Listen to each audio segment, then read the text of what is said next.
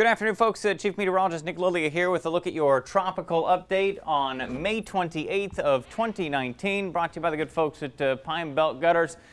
Still nothing doing out in the tropics, thank goodness. Let's keep it that way, right?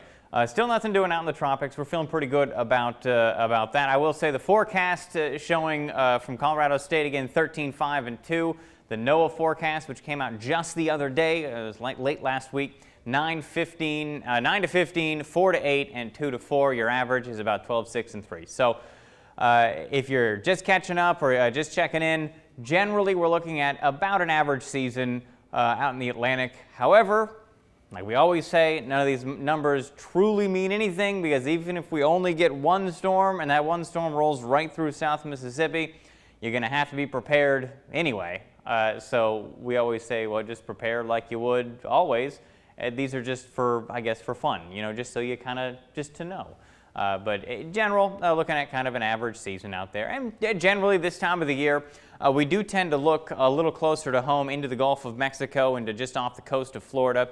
But storms generally kind of drift this direction from the Caribbean. They kind of peel either back off to the northeast or maybe across the Yucatan into the Bay of Campeche and then off to the north and then back off to the northeast, because the storm flow, storm motion up in the atmosphere is still pulling everything back off to the east. Now, eventually, once we get into July, that's when we start looking a little bit further out into the Caribbean. But for now, we've got to kind of stay close to home and keep eyeballs on the Gulf of Mexico and just off the east coast. Well, what does the Gulf of Mexico look like?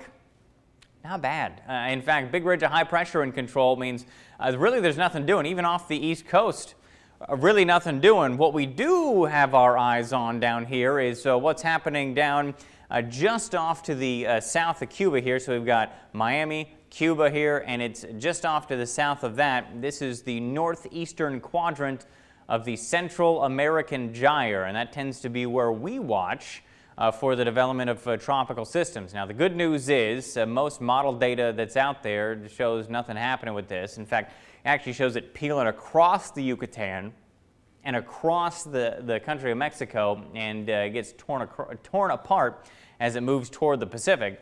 And then we look out into the open Atlantic and you say, well, you know, usually, yeah, we have stuff out here in August. Until then, you can see that the general flow of stuff is still from west to east, and that's just going to peel the top right off of any thunderstorms that do get developed out there that are trying to move from east to west along the westerlies, and that's how we end up with these systems that drift our direction.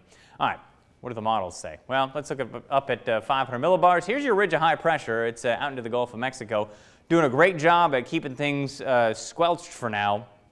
Even down into the Caribbean, there's really nothing doing. This is through Thursday, Friday, Saturday as we make our way toward Sunday and Monday and into Tuesday. Notice high pressure, that's this pinkish area, is really in control, not only for the Gulf of Mexico. It kind of slides toward parts of Texas, but really establishes itself in the western Gulf of Mexico. That's good news for now. It may not be good news in the long run, but it's good news for now. Because it keeps it dry into the Gulf of Mexico and keeps anything that would want to go into the Gulf of Mexico away from us, because the steering currents around a big ridge of high pressure like this are clockwise, which means if anything did make it into the Gulf, it would get steered into either the Yucatan or into Mexico, which again, away from us.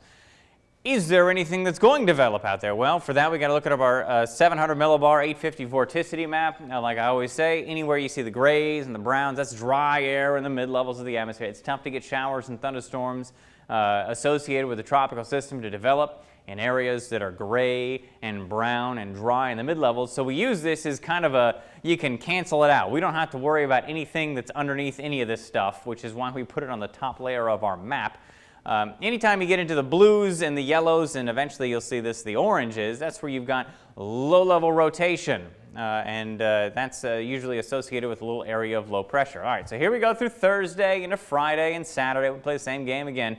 Notice we got plenty of dry air out into the open Atlantic, plenty of dry air into the Gulf of Mexico.